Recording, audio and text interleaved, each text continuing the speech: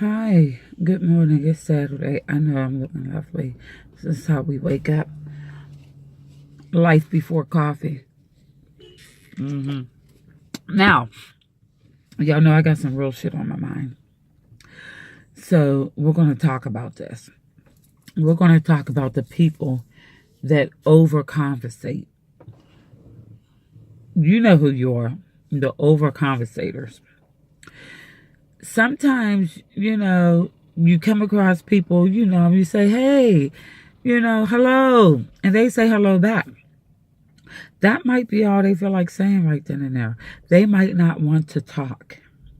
There are signs that they don't feel like having a conversation, and you know what they are.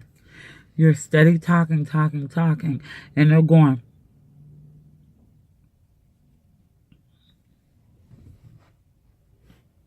they're just not into the conversation. And to be polite, they might go, wow, okay, but they're still doing this. Wow and okay are signs that people do not feel like speaking. They don't feel like having a conversation. They just don't want to be rude and hurt your feelings. But you know they don't want to conversate because they're not conversating. Wow and okay are not conversation. Those are words to try to get you to cut it. But you're not doing it. You just keep talking and talking and talking. And you really, on the inside, that person is screaming, I just want to say shut up. But they won't say it. See, I can take it for so long, and then I might just say, I really don't feel like talking. I try to be polite. But sometimes you might catch me in a mood where I can't be polite, and I just have to tell you, yeah, I don't feel like talking. I don't want to talk. Or please, just let, But there are some situations where I have to be polite. Okay? Now, you might, and when you don't feel like talking, those is when you get the weirdest people with the weirdest conversation. The weirdest conversationalist. Yeah, I said it. Now listen, here's what they do. They might say, hello, and I don't want to be rude. Hello. That's it. So, they want a conversation when they be like, well, how are you today? You really don't want to answer the question because it's going to lead into a conversation. So you try to cut it off at the knees. I'm well, thank you. Have a good day. No. You don't even ask them how they're doing. Don't do it, because if you do, you're going to regret it.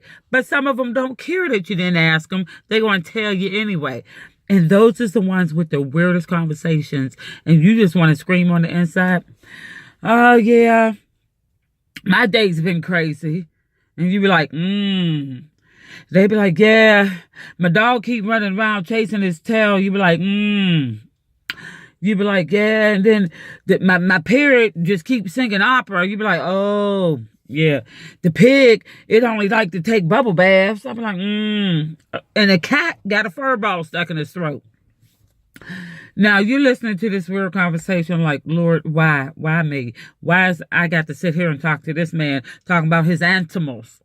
Yeah, so, I tried to take the dog for a walk, so he started chasing his tail, but the pig came running down the steps with bubbles and stuff all over him, got the steps all wet. I opened the front door, put the leash on the dog, trying to take the dog out. The pig runs out. Now the steps are slippery. Dog still running around chasing his goddamn tail. Got me all tied up with the wires and stuff. I fall down the slippery steps, and here come the cat. He all in my face, because he got a fur ball, and I'm laying there, dog still running around circles. Pig is just sitting there with bubbles all over the place. Now the parrot then flew out, and he's out there singing opera. Okay, it's just a whole crazy day for me. So I was like, the hell with it. I can't take it no more. Just can't take it.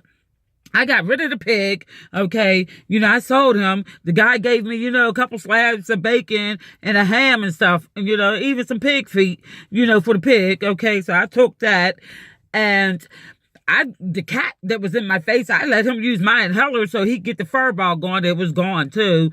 And the dog, I got his tail cut off. Now he don't chase his tail. And I'm sitting there like, I would get the weird conversationalist. So I wanted to ask him about the bird. Was it still singing opera?